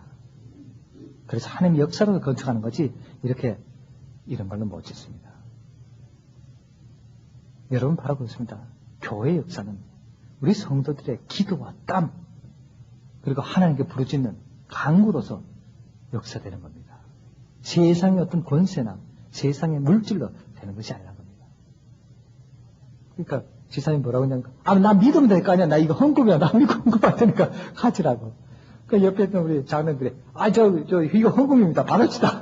장로들 급하니까. 그렇게 해서 시작된 겁니다. 그게. 공사가. 그 목소리를 불렀죠. 물건 샀죠. 짓기 시작하는데, 딱 반이 딱 했는데 돈이 딱 들어된 겁니다. 이 목수가 오더니 하는 말이, 목사님, 내일 이거 물건 안 들으면요, 멋지십니다. 그래요. 뭐 하나님께서 원하시면 오늘이라도 뭐가 오겠죠. 기다려보시다. 내일이고 오늘 막 그만 끝내시오. 바로 그 저녁 때입니다. 두 사람이 미국에서 찾아왔어요. 근데 누구냐는데 전혀 모르는 사람이에요. 보니까 제가 바로 그 전에 제가 독일에서 올 때 그 3년 전이었죠. 그 러가트 대학이라고 뉴저지에 있는 의과대학이 있습니다. 그 대학에 가서 채플 시간에 제가 설교를 하고 떠났습니다. 근데 제가 떠난 다음에 3년 동안을 그 학생들이 헌금했어요. 그럼 그 학생 대표가 그 헌금을 갖고 온 겁니다. 그 마을까지. 그래 세상에 여러분 어떤 역사이건 하나님께서 미리 준비하고 계셨다는 겁니다. 3년 전부터 왜 입고 신고 가서 설교해야 되겠다고. 그럼 나는 주거나 뭐 있냐 했더니 넌 늘 그랬지 않느냐. 뭐 없어도 그 옷으로 그 사람들 보이는 게 아니라고. 그래서 마지막 떠나는 밤에 나한테 이제 무릎 꿇고 둘이 같이 기도하면서 이 친구가 이렇게 물어요. 아무리 내가 은혜 받고 그래도 성령 받아도 걱정되는 게 있다는 거지. 설교를 어떻게 해야 될지 모릅니다. 어떻게 해야 교인들에게 은혜를 주겠는가. 그 자네처럼 자네는 가만 보니까 하여도 사람 다 아멘 하는데 자기는 1년 내내 해봤자 아멘 소리 한 번도 못 들었는데 어떻게 하면 좋겠냐 그래요. 그래서 제가 그 친구 손을 잡고 이렇게 얘기했습니다. 이 사람아, 설교는 입으로 하는 게 아니네. 말로 하는 게 아니라 자네가 월요일부터 토요일까지 하나님 말씀대로 행하고 하나님 뜻대로 일주일을 살면 주일날 강단에 올라가서 아무 말하고 1시간 가만히 서 있어도 온 교인은 은혜 받는다. 여러분 하나님의 역사는 문자로 그냥 스톱되어 있는 정지된 상태가 아닙니다. 우리 몸과 팔과 다리로 움직이는 역사입니다. 우리가 몸으로 행하고 온몸으로 손으로 행하지 않으면 하나님의 역사가 일어나지 않는다는 사실입니다. 이 친구는 간 겁니다. 놀라운 역사가 벌어졌어요. 300명밖에 안 남았던 교회들이 10,000명으로 늘어난 겁니다. 그 1년 반 사이에. 그러니까 이 친구가 너무 기뻐갖고 역시가 엘리야의 그 이적은 아직도 있는 모양이라고. 그러더니 이제 자기 300주년 기념 행사하는 중에 한 주간을 부흥회라는 게 독일은 없거든요. 그러니까 날 초청해서 비블 목회라고 그래서 성경 사경회 같이 그걸 할 테니까 좀 와달라고 그래요. 그러면서 제일 끝에 뭐라고 썼는지 압니까? 나는 당신의 영원한 부목사. 아직도 부목사입니다. 그래서 제가 이제 갔죠. 그 다음 달에 갔더니 뭐 얘기하고 이제 단에 올라가려고 하는데 거기 사람이 얼마나 많아서 큰 교회니까 갑자기 이 친구가 걷다가 딱 서더니 나 손을 꽉 쥐더니 다른 얘기는 다 해도 좋은데 자기가 똥통에 빠진 얘기를 하더라는 거예요. 그래서 제가 그랬죠. 나 다 잊어버렸거든요. 근데 이 친구가 읽어주니까 첫날 아예 그 얘기를 다 해버렸죠. 그랬더니 그 앉은 그 교인 중에서 신문사 편집국장이라는 분이 한 분 계셨어요. 그 다음에 칼럼에 똥통에서 만난 성령 예수 칼럼이 나왔습니다. 사랑하는 여러분, 참 하나님의 은혜는 참 놀랐습니다. 그렇게 성경을 부정하고 부정하는 사람도 그렇게 변화할 수 있느냐는 겁니다. 하나님 축복에는 저는 이 살면서 알수록 참 그런 특이한 그런 경험을 많이 했습니다. 이제 그런 생활이 이제 지속된 겁니다. 그러던 어느 날, 지금 제가 그 스님 친구 또 들어옵니다만, 이 친구가 한 번은 오더니 하는 말이, 형님, 자기가 인도에서 공부하다 티벳으로 넘어올 때 그 티벳에서 어떤 고수를 만났는데 아주 수양된 그런 스님인데 그분이 아주 괜찮습니다. 생불 같습니다. 응? 생불이 뭔지 압니까? 살아있는 부처라고 그래요. 형님하고 대화하면 맞을 테니까 근데 티벳 가면은 한번 그분 만나라고 그래요. 그때는 잊어버렸죠. 그런데 제가 이제 그 중국에 문둥병생이 많다는 그런 것을 제가 보게 됐습니다. 그 기록을 이렇게 보니까 다른 나라는 공개됐지만 거기서는 전부 폐쇄됐기 때문에 아마 어쩌면 가장 열악한 환경에서 살지 않겠는가. 근데 그걸 읽고 나니까 갑자기, 내가 가까이 여기 살면서 거기를 한번 가봐야 되겠다는 그런 마음이 들었습니다. 그래서 이제 제가 처음 이제 그쪽으로 갈 마음을 생각한 겁니다. 근데, 거기 가려면 비행기표도 준비해야죠. 뭐가 준비할 게 많은데, 하나님께 기도했습니다. 제가 무조건 가겠습니다. 하나님께서, 그때는 아직 수교하기 전입니다. 한국하고. 80년대 초였으니까. 그래서, 비자를 받으면 홍콩 가서 이제 비자를 받아야 되는데, 제가 그 홍콩까지 가게 되면 한두 신자로 가겠습니다. 내가 아무것도 없습니다. 그래서 제가 늘 갖고 다니는 이제 노트 몇 권하고, 성경책하고, 가방에 들고, 그냥 서울로 떠나기 위해서 이제 광주역으로 갔습니다. 그 광주역에 도착해서 가만 보니까 주머니에 서울 갈 여비가 없어요. 그 생각도 못하고 그냥 역전 감장에서 그 저녁인데 밤차 타고 올라가야 되는데 마음으로는 내일 모레 떠난다 생각. 내일은 수요일날 가면 서울에 내 후배되는 목사님 교회 가서 자고 가야 되겠다 하고 이렇게 가만히 서 있으니까 웬 분이 지나가더니 목사님 아니냐고 해서 그렇다고 했더니 어디 가십니까? 예, 서울 갑니다. 했더니 자기 차표 사드리겠다고 그래요. 그 차표를 끊었대요. 그래서 그걸 타고 밤차 타고 새벽에 한 6시에 도착했습니다.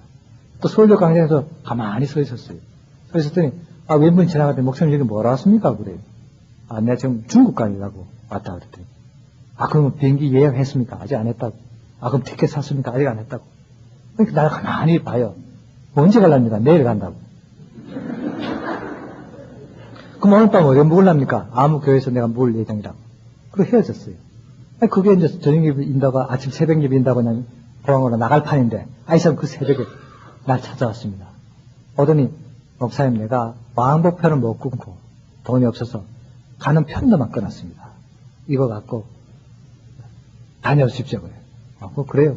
그럼 가지요. 그걸 타고 이제 공항에 도착했어요. 공항에 대해서 수석 다 받고 나니까, 그때는 수석 티켓 받는 그 사람이 이제 여자 아가씨인데, 공항세를 내라 그래요. 공항세. 한국은 아직도 있나 몰라요. 나 7년 안 가봐서 모르는데. 뭐 내는 게 돼? 공항세라고. 그거 없다고.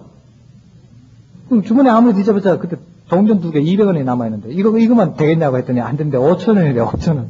없다고 쳤더니.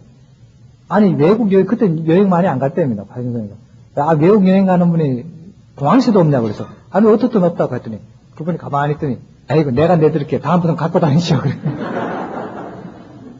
그래서 하는 말이 세상에 이 공항생이고 공항세 안 내고 나가는 사람 처음 봤다고 그래요. 그래서 이제 비행기를 탔습니다. 타니까 전 버스처럼 생각한 거예요. 타면 빈자리가 앉지 않습니까, 이 사람이. 근데 제일 앞좌석 보니까 넓은데 사람이 아무도 없어요. 뒤에는 와글와글 하고. 그래서 이제 무슨 앞에 와서 앉았죠. 그랬더니 그 스튜어디스가 뭐 옷도 벗어주고, 가방도 위에다 올려주고, 아주 친절해요. 그래서 이제 가운데 자리에 이렇게 턱 앉아 있었더니, 아무도 안 타요? 그거 이상하다. 왜 여기 빈자리 있는데 왜 자꾸 뒤로 가라? 하고 있는데, 웬 사람이 타는데 제 옆에 탔어요. 저 친사분이 탔어요. 날 보더니 아마 옆자리가 비어 있어야 되는데 아마 내가 좀 불편하지만은 어떻습니까? 그냥 자기 자리는 그거니까 둘이가 이제 앉았습니다. 그 칸에 둘만 탔죠. 그 보니까 이제 물었어요. 선생님 혹시 예수 믿습니까? 하고 물었더니 날 이렇게 보더니 이 바쁜 돈 벌기도 바쁜데 예수는 뭐예요? 그러면은 자기 뭐 서류를 꺼내더니 막 체크하고 이렇게 보고 있어요. 그러냐고. 내가 민망해서 가만히 있었죠. 비행기에 떠서 이제 한 30분이 지났습니다. 그 선생님 제가 딱 하나만 더 물어보고 관두겠습니다. 뭐요? 이 비행기가 갑자기 폭발하는 수가 있습니다. 그러면 살 방법이 있습니까? 그 사람이 갑자기 불안했던 모양이에요. 수차대에서 불러요. 아가씨 좀 오라고. 이 비행기 안전한가? 하고 물으니까 그 아가씨 대답이 아주 명쾌한 대답이었어요. 예, 기술적으로는 다 테크닉적으로는 안전한데 그 다음 모릅니다. 그러니까 이 사람이 서류 보다가 딱 끊고 가만히 있어. 나는 눈 감고 멀어서 하고 이제 갔지요. 한 얼마 지나니까 그때서 이분이 이제 날 봤더니 선생님 약간 죄송했습니다. 자기 미안했습니다. 하나 뭐 물어봐도 되겠습니까? 물으시라고 뭐냐고 했더니 그럼 선생님은 이 비행기가 폭발해서 살 그런 뭐가 있습니까? 그래요. 물론이죠. 나는 이게 폭발해서 살 그런 방법이 있기 때문에 혹시 선생님 모르고 계시나 해서 제가 물어본 겁니다. 그럼 혹시 저한테 가르쳐 줄 수 있겠습니까? 물론 가르쳐 주지만 그 서류는 치우라고. 그 서류는 다 집어넣으라고 그랬더니 다 집어넣어요. 그 제가 이제 가방에서 성경을 더 꺼냈더니 그게 뭡니까? 그래서 아 이거 성경이라고 그랬더니 아 자기는 뭐 이거 무슨 특수 낙하산인가 그래서 이 안에 다 있다고 사는 방법이 그 낙하산은 그게 사람이 잘못 만들 수도 있는데 이건 틀림없는 방법이 있기 때문에 그 관두라고 했더니 아 괜찮다고 말씀드려 하라는 거예요. 그래 앉아서 거기서 한 4시간을 가요. 성경 공부 시작한 거예요. 그 자기 어디 싫다고 나갈 수도 없지요. 그 앉아서 이제 창세부터 이제 하면서 이건 이렇고 하나님 어떻고 예수 그리스도 삼위일체론을 거기서 왜냐면 시간이 없으니까 삼위일체론 갖다 탁 놓고 이제 한참 이제 열대 가니까 처음에는 이래 하더니 그래도 저 재밌는지 사람이 듣습니다. 그러다가 이제 홍콩에 딱 도착했어요. 딱 도착하자마자 이 사람이 하는 말이 선생님 됐습니다 그래요. 뭐가 됐어요? 아니 폭발 안 했어요. 이제 도착해서 그만두자는 거예요. 성경 공부. 그럼 뭐 할 수 없지. 그만둡시다 하고. 내리는데 그때 이제 뭐 하시는 분이냐 그랬더니 목사라고 했더니 그냥 목사님이냐고 그러시냐고. 뭐 어디 가려고 그러나 그래요? 중국 가려고 그런다니까. 그 중국 가기 힘든데 비자 받아도 한 주일은 걸릴 건데 어느 호텔에 머무실랍니까? 그래요. 그래서 아직 예약 안 했다고 했더니 뭐 제가 예약해 드릴까요? 어느 호텔 원합니까? 그래요. 그것도 아직 모르겠다고.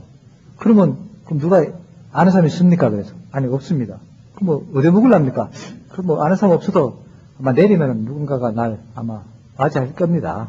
그러니까 이제 걱정하러 갑니다. 그랬어요. 그래요? 이제 계속 줄줄 따라갔죠. 아니 앞에 큰 차가 하나 이제 대기하고 있어요. 이 사람이 온다고. 이제 운전수 나와서 뭐 회장님 그러고 이제 그런 것 같아요. 근데 나 보니까 너 누구 나왔습니까? 그래. 그래서 아직 안 나왔네요. 하고 저 있었더니 이제 탈라고 그러다 갑자기 목사님 이리 타시오. 오늘 저녁은 우리 집에서 묵으시오. 이런단 말이에요. 그래요. 아마 속으로는 당신이 아마 그 사람이 뭐다 하고 이제 탔죠. 가는데 이제 큰 집에 들어가서 이제 한 부부가 살아요. 그러니까 거기 이제 일하는 사람이 같이 있어서 전집 그때 전주대 도착이냐 전주차를 꺼내놨는데 전화가 막 오는 거예요. 오더니 뭐는 어떻게 탈라고 그러고 뭐 난리예요. 그래서 이제 제가 물었습니다. 선생님 바쁜데 딱 하나만 물어봅시다. 뭐냐고. 그동안 돈을 얼마나 벌었길래 그렇게 바쁩니까? 그랬더니 그거 좀 한 1억 불까지 벌려고 했더니 그게 안 되고 뭐 어쩌고 그래요. 그러면 일생 돈 버는 그 소망이 1억 불입니까? 그러니까 그러면 1억 불이면 성공이죠. 그 당시 80년 초니까 그게 큰 돈인 것 같아요. 나도 큰 돈인지 아닌지 잘 모르지만은. 제가 그랬죠. 제가 한 100억 불 벌 수 있는 아이디어가 있는데 혹시 뭐 알고 싶으니까 했더니 그래요? 목사님 거짓말 하겠나 그래요? 거짓말 안 한다고 했더니 갑자기 이제 비서한테 전화 걸더니 모든 약속 취소하라는 거예요.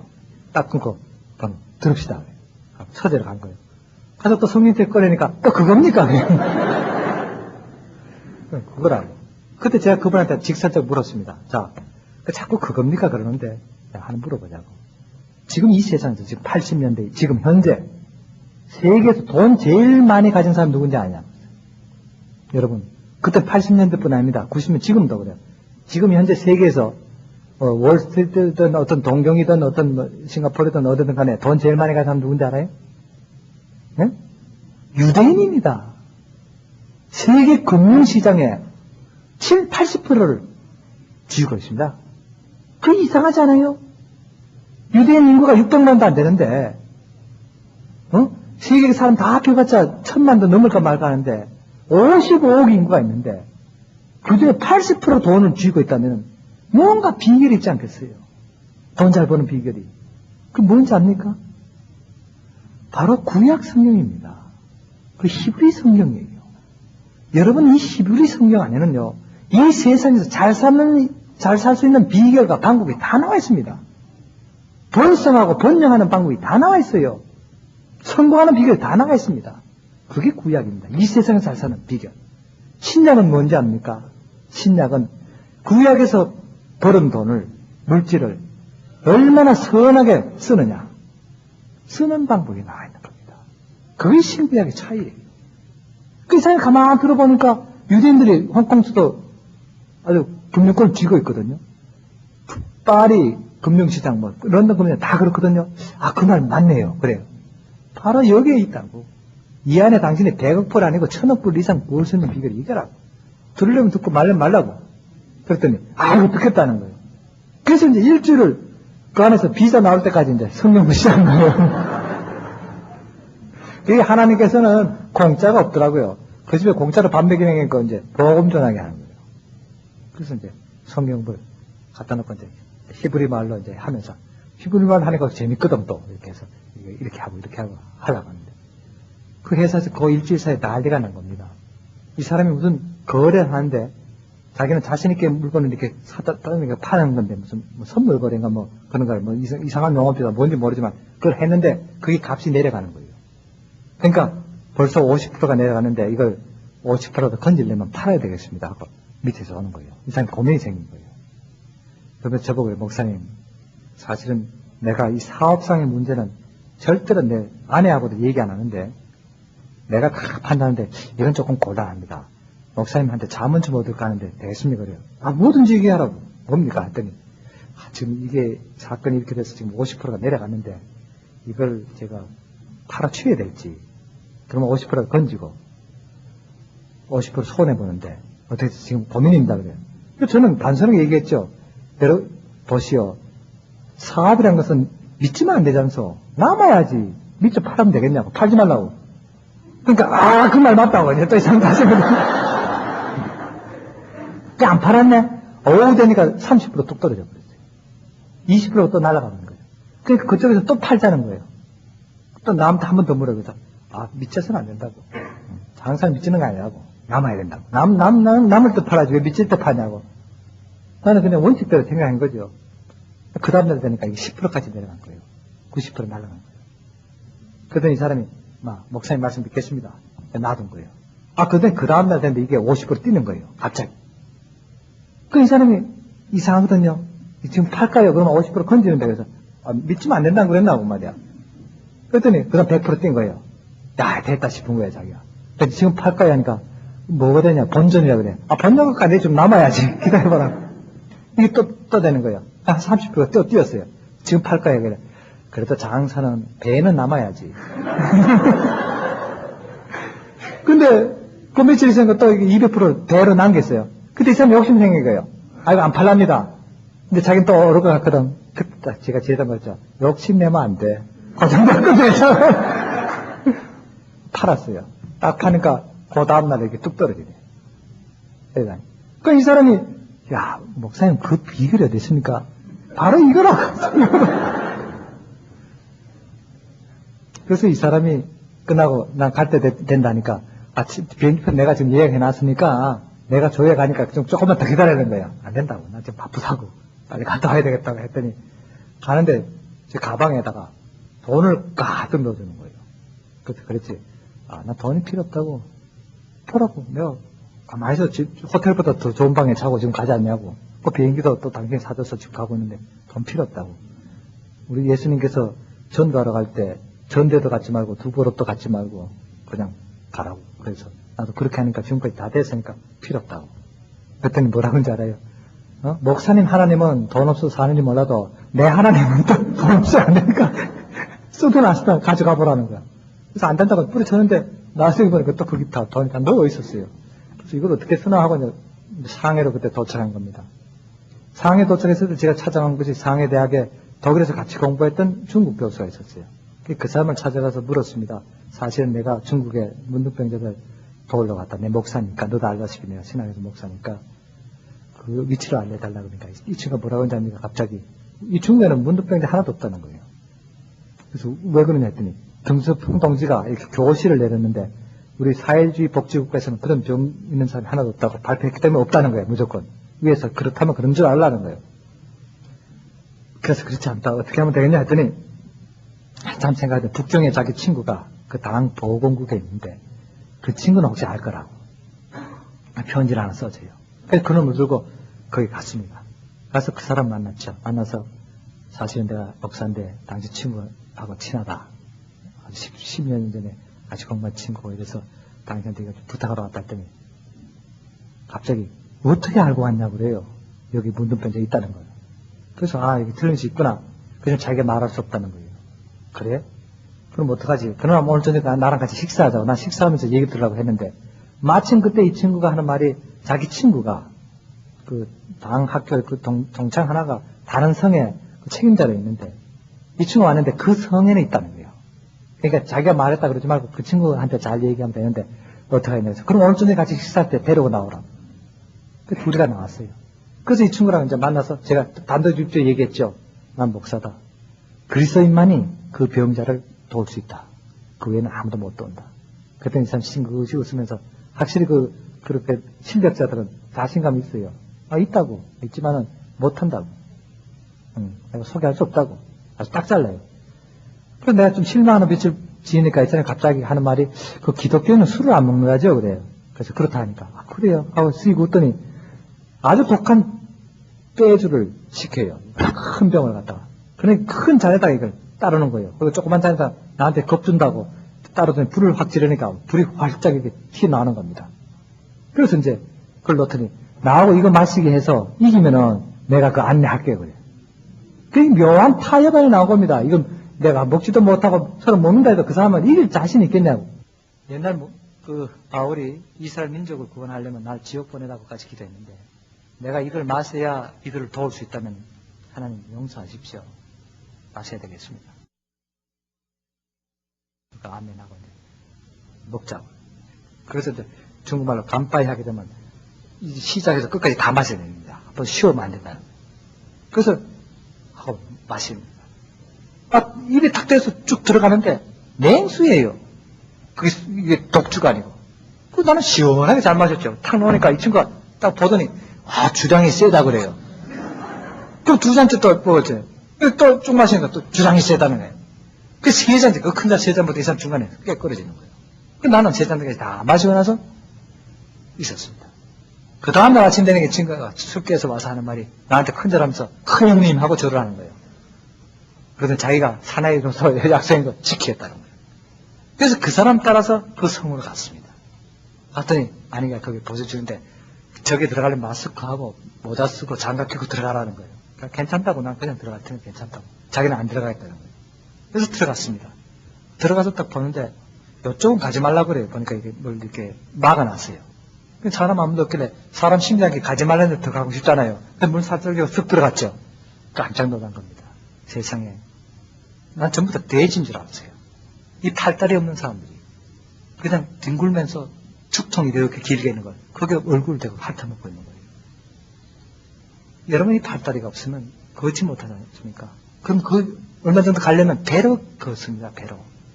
뱀이 기어가듯이 사람이 배로 걷는다는 게 그게 말이 됩니까? 보니까 눈알도 다 빠진 사람들이니까 그냥 조금 코 떨어진 데서 냄새 맡으면서 먹는 걸 찾는 거예요. 하도 기가 막혀서 한 사람 끌어내서 이제 안 추다고 보니까 뒤에서 이제 경비에 나서 끌어내는 겁니다. 그래서 실망이 돼서 문을 열고 나오는데 보니까 그래도 나았다는 사람, 괜찮은 사람 보니까 팔이 하나씩 떨어진 사람, 눈알 하나씩 빠진 사람들이. 근데 갑자기 저쪽에서 아리랑 소리가 나요. 노래 부르는데 웬 여자 소리가. 그래서 가보니까 할머니가 흥얼흥얼 대고 있어요. 눈은 하나 빠지고 팔은 하나 없고 이런 사람인데. 그래서 내가 당신 한국 사람이냐 했더니 아니요 조선 사람이에요 그래요. 자기 어릴 때 아버지 어머니가 북한대 왔을 때 이때 14살에 그 병이 들었답니다. 만주에 와서. 그래갖고는 여기 와서 40년을 거기 사는 거예요. 그래서 할머니가 됐는데 그래서 부모님 어디 계시냐고 이렇게 물었더니 하는 말이 갑자기 애가 돼버리고요.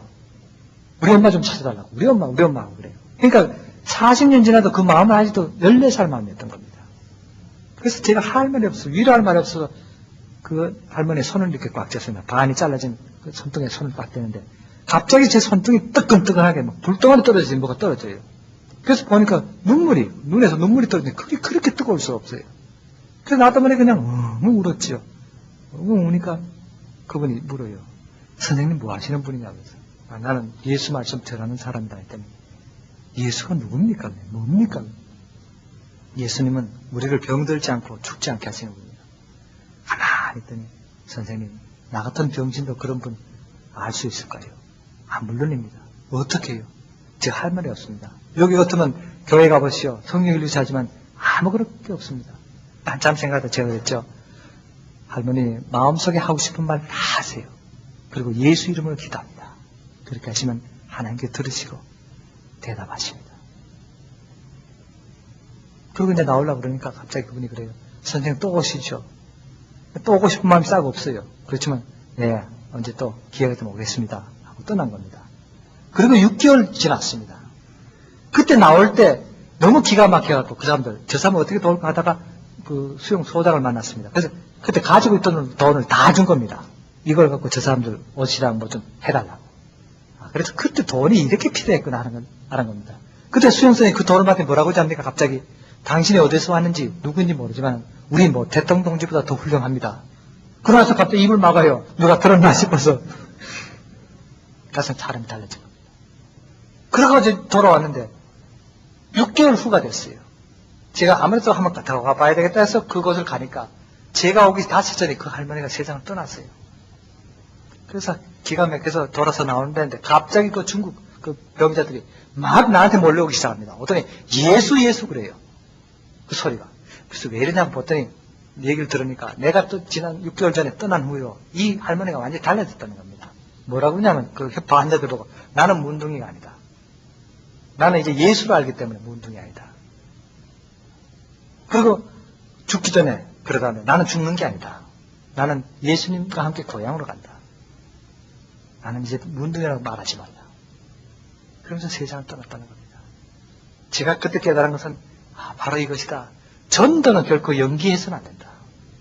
야, 내가 다음에 와서 하지. 벌써 그분은 세상 떠난 겁니다. 바로 마찬가지입니다, 여러분. 여러분 가까운 사람 전도하는 거 미루면 안 됩니다. 가까운 이웃을 사랑하는 것을 미루면 안 된다는 말씀입니다. 그때는 벌써 늦어졌다는 말씀입니다. 여러분, 이거 시간이 다 가서 지금 다른 얘기 하나 하고 마치도록 그렇게 하겠습니다. 제가 그 마을에서 있을 때 한 번은 한 80 넘은 노인이 찾아왔었습니다. 그 노인이 하는 말이 저도 여기서 살게 좀 해주시오 그래요. 그래서 제가 할아버지 여기는 병자들만 살지 안 됩니다 하고 제가 말하니까 그분이 하는 말이 나도 병신 중에 병신입니다. 그래서 얘기를 하는데 그분이 40년 전에 자기가 아들 8과 딸 2, 10남매를 뒀는데 그중에 넷째 아들이 11살 된 그 넷째 아들이 갑자기 손이 꼬꾸라지고 눈이 삐뚤어지더래요. 그래서 병원에 가니까 문둥병이라고 그럽니다. 그래서 이거 참 어떡하나 그렇게 생각하고는 그 아들을 어떻게 하냐 하니까 그걸 격리시켜야 되니까 집에서 키우면 안 되고 섬으로 갖다 주라는 거예요. 그때는 이제 오래되니까 교통도 불편할 뿐더러 또 버스 타도 그런 병 있으면 안 태워줍니다. 그러니까 걸어서 이제 며칠을 가게 됩니다. 가다가 이제 저녁이 돼서 산 밑에서 이제 집에 누가 태워주다 하니까 밖에서 잠을 자야 되는데 그 아이가 이렇게 쪼그려져서 피곤해갖고 11살 먹어내니까 이렇게 하고 자는 거 보니까 아이고 얘는 이제 앞으로 죽을 고생밖에 더 하겠나. 그럴 바야 내가 여기 죽여서 땅에 파묻어 주는 게 안 낫겠나. 그런 생각이 들더랍니다. 그래서 옆에는 돌을 들어서 애를 때렸답니다. 근데 마침 돌이 빗나갔어요. 그래서 두 번째 돌을 들고는 가까이 가서 치려고 이렇게 하니까 그래서 차마 아버지를 죽일 수가 없더랍니다. 그래서 그 아이를 데리고 이제 부둣가까지 왔습니다. 보니까 부두에 환자들 실어나가는 배를 보니까 눈 안 빠진 사람, 코 떨어진 사람, 팔다리 다 떨어진 사람들이 그렇게 시커갑니다. 아이고 우리 아들도 앞으로 저렇게 되겠구나 생각하니까 기가 막히더래요. 그래서 그 아들을 끌어안고는 저 구석에 갔어요. 가서 하는 말이 얘야 네 팔자도 참 나쁘다. 그리고 나도 애비로서 책임이 있으니까 너 혼자 죽게 내버려둘 수는 없고 내가 너하고 같이 죽겠다. 우리 둘이 같이 죽자 그래. 그래서 그 아들을 끌어안고는 이제 물속으로 뛰어들어갑니다. 뛰어들어가니까 이때 그 아들이 뭐라고 그러냐 합니까? 아버지 죽일 놈은 나지 아버지는 아니잖아요. 죽일 병신은 나니까 나만 물속에 콱 박아버리고 그냥 가세요. 자기가 죽는 것도 모르고 아버지 살리려고 애를 씁니다. 울면서 아버지는 살아야지요. 병신이 아니죠. 죽일 사람은 나요. 죽일 놈은 나요. 집에 가면 어머니도 있고 형님도 있고 동생도 있는데 아버지는 사세요. 나 혼자만 죽여줘요 하면서 울면서 아버지를 살리려고 애를 쓰는 겁니다. 차마 그 죽지를 못하고 나왔습니다. 그래서 서문을 보내고 나서 이 사람 집으로 돌아간 겁니다. 그리고 40년이 지났어요.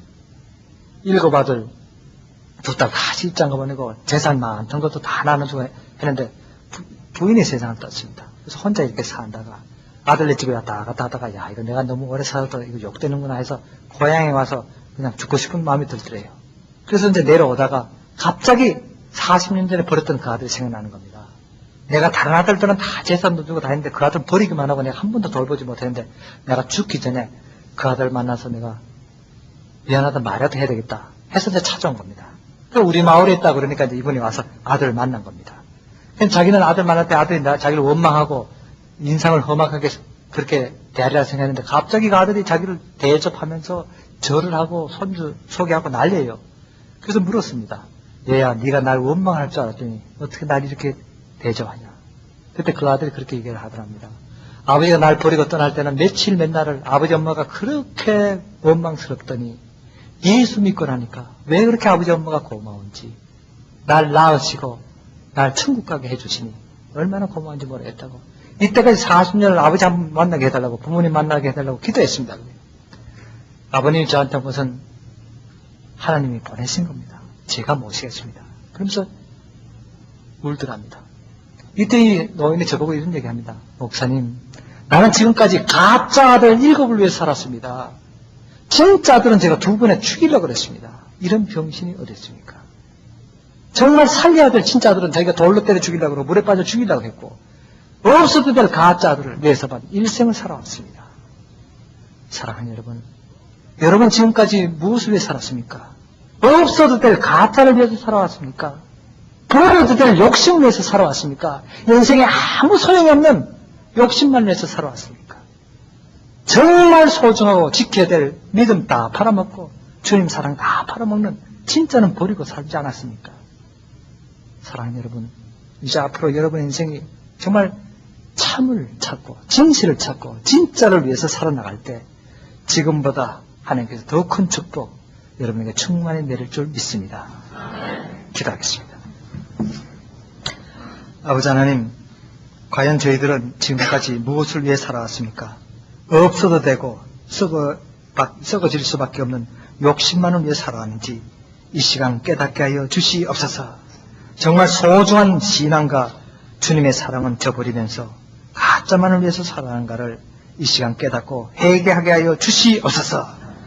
그래서 앞으로 저희들이 정말 참 소망을 갖고 하나님 나라를 앙모하면서 살아나갈 때마다 성령 충만, 은혜 충만케 하실 줄 믿습니다.